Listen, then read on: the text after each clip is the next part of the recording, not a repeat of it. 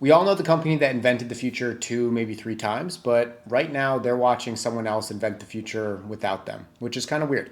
Apple turns 50 this year, 50 years of building things people didn't even know they needed, but now they can't live without them. The Mac, the iPod, the iPhone, each one didn't just win the market, it dominated and created an entirely new market, basically an N of one. But yet, the most important technological shift in the last decade, AI, Apple's barely part of the conversation. They didn't shape it, and they haven't been a main leader. Here's the part that should bother you. They had a total head start. They launched Siri in 2011, 4 years before Google launched theirs, 6 years before Amazon Alexa went mainstream. Apple was first, and then they just completely fell behind. So this isn't necessarily just a story about technology. It's a warning sign for you, even in your personal financial career. What happens, even if you're doing well right now, if you're not paying attention to the innovation story unfolding, you could get completely left behind. So let's talk about what actually happened at Apple over the last 50 years, why the AI fumble is so much bigger than most people realize, and why this matters well beyond whatever phone you have in your pocket, because the forces that stalled AI's ambition are the same forces stalling a lot of career right now. So let's start with what everyone believes about Apple. The common story is that it's a premium hardware company. Beautiful devices,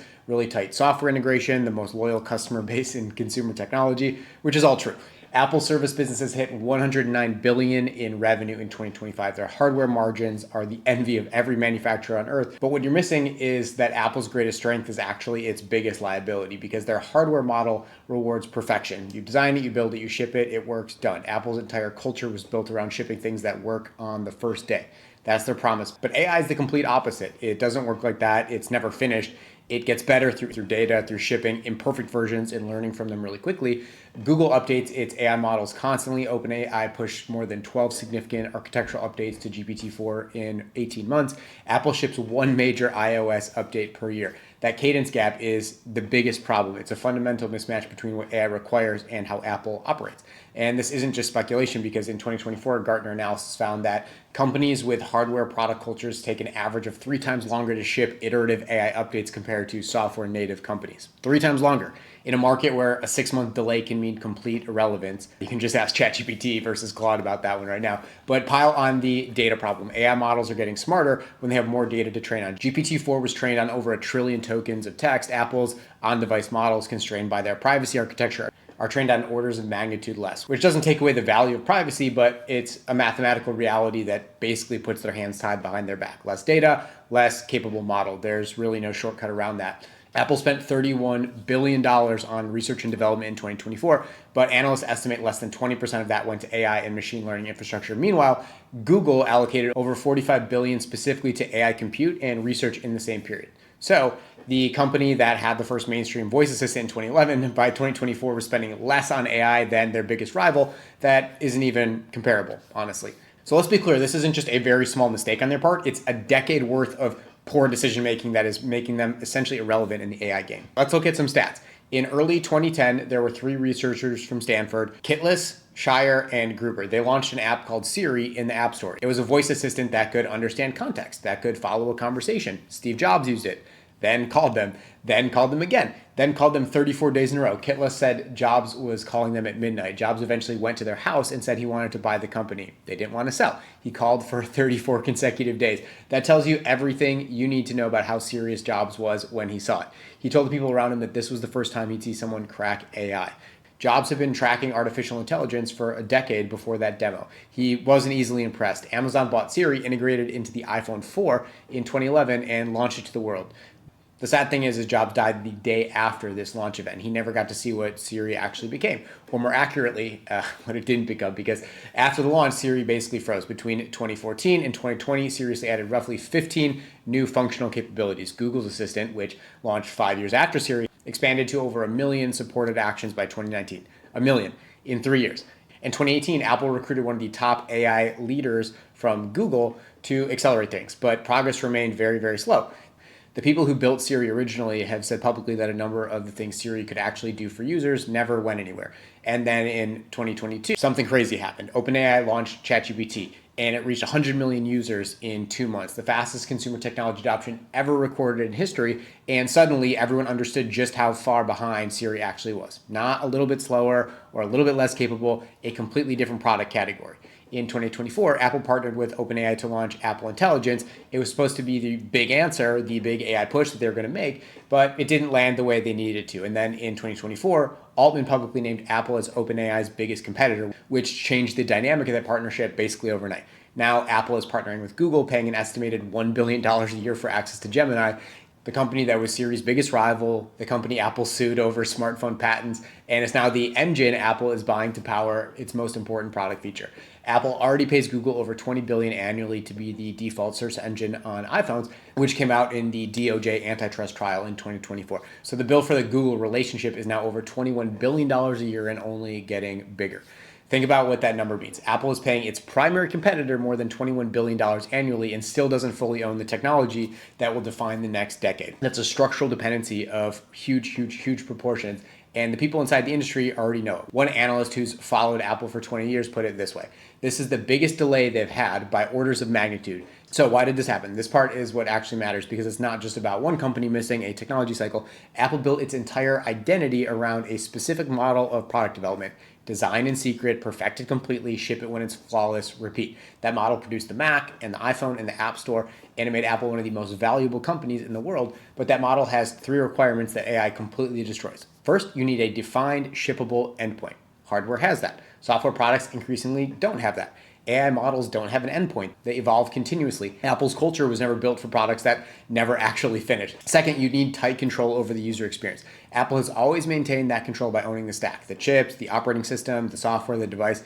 AI breaks that model because the best AI requires external data, external compute, and external model training. You can't build a hyper-competitive language model in a walled garden. The garden is the main issue. And third, the model requires time. Apple's process is slow by design because slow and perfect beats fast and flawed when the product is a physical device. But an AI fast and improving beats slow and perfect almost every time. The feedback loops are way too compressed. Waiting for perfection means arriving to a market that's already moved on. And there's also a privacy dimension here that deserves way more honesty than it usually gets. Apple's privacy commitments are very real and not just marketing. In 24 Pew Research studies found that 79% of Americans are genuinely concerned about how their personal data gets used. Apple built a brand around being the company that wouldn't exploit that data. And that brand is worth something very tangible and very real. But AI is trained on data. The more data, the better the model, which isn't an opinion. It's just how the stuff mathematically works. Apple's privacy architecture puts a hard ceiling on how good their in-house AI can get. And they call it a feature, but the technical reality is still constrained. So Apple's privacy advantage and Apple's AI disadvantage are structurally the same thing. Now, here's where the story gets genuinely complicated. Apple is not necessarily losing. The game hasn't finished by any means, and the scoreboard isn't final and won't be anytime soon. They have something that neither OpenAI or Google can easily replicate. Over 2.2 billion active devices already in people's hands. ChatGPT hit 800 million weekly active users in early 2025, and that's extraordinary. Apple's user base is more than double that because it's at the operating system level of these devices and is turned on by default. So distribution is not a small advantage they have. Research from Harvard Business Review found that default placement increases product usage by 200 to 400% compared to equivalent products that require people to opt in. Siri is on every iPhone before you open the box. That's not nothing. Apple also doesn't have a history of being first. They weren't the first people to get into MP3. Creative Labs launched the Nomad in 1998, 3 years before the iPod. They weren't the first in smartphones. Nokia dominated the market before iPhones even existed. They weren't the first into tablets. Microsoft had the tablet PC in 2001, 9 years before the iPad. In each of those cases, Apple came in late and won by a long shot.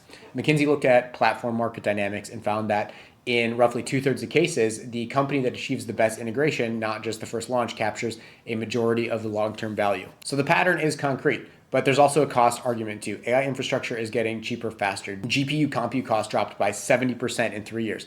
The companies that spent $100 billion building AI infrastructure in 2021 and 2022 did it at the highest cost ever. Apple watched and waited and now gets to come in at a fraction of that price with 3 years of competitive data showing what actually works. But this is the part where the optimistic lens kind of falls apart. The thing Apple's late mover history has in common across the iPad, the iPhone, and the iPod is that in all those cases, Apple built defensible technology. They owned the product. They controlled it completely. They made it better through their own engineering. Right now, the most important feature of Apple's AI strategy is $1 billion a year paid to Google, which is not a late mover advantage, it's a core dependency, and that's a huge danger for them. If Google's Gemini is the engine driving Siri, then Apple's most valuable AI feature is at the mercy of a competitor with every reason to prioritize its own ecosystem first.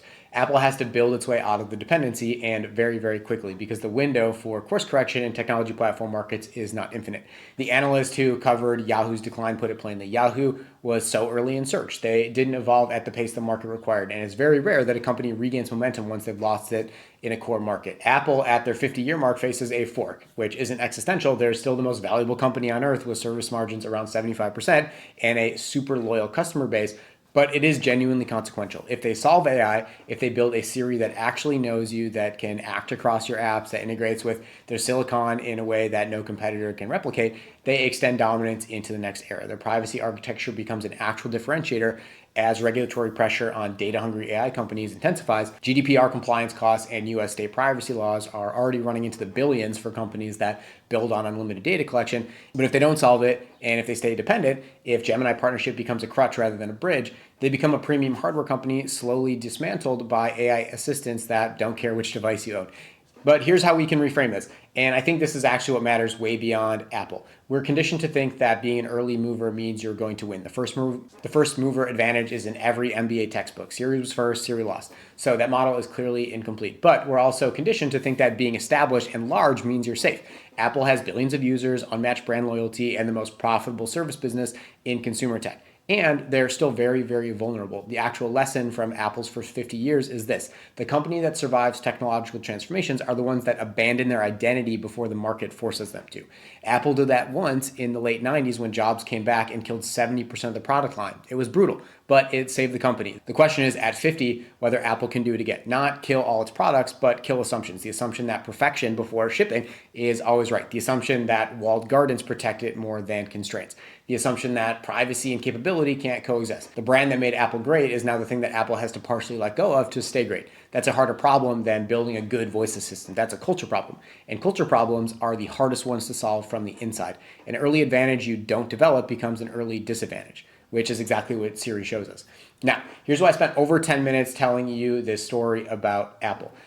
The same dynamic, early entry, failure to iterate, slow-moving culture can catch up to you, and it plays out the exact same way in your career. You could have a comfortable career, and you might sit back and think this is going to look the same for the next 5 to 10 years. If you're at a big four company, if you're at Amazon, you're at Apple, you're like, I'm safe, I am very marketable. When was the last time you looked for a job? How easy was it? I've personally coached over 500 people from those companies, and they typically come to me saying, man, it has never been harder to get a job. I've never had this before. I've never applied to jobs and not heard anything back.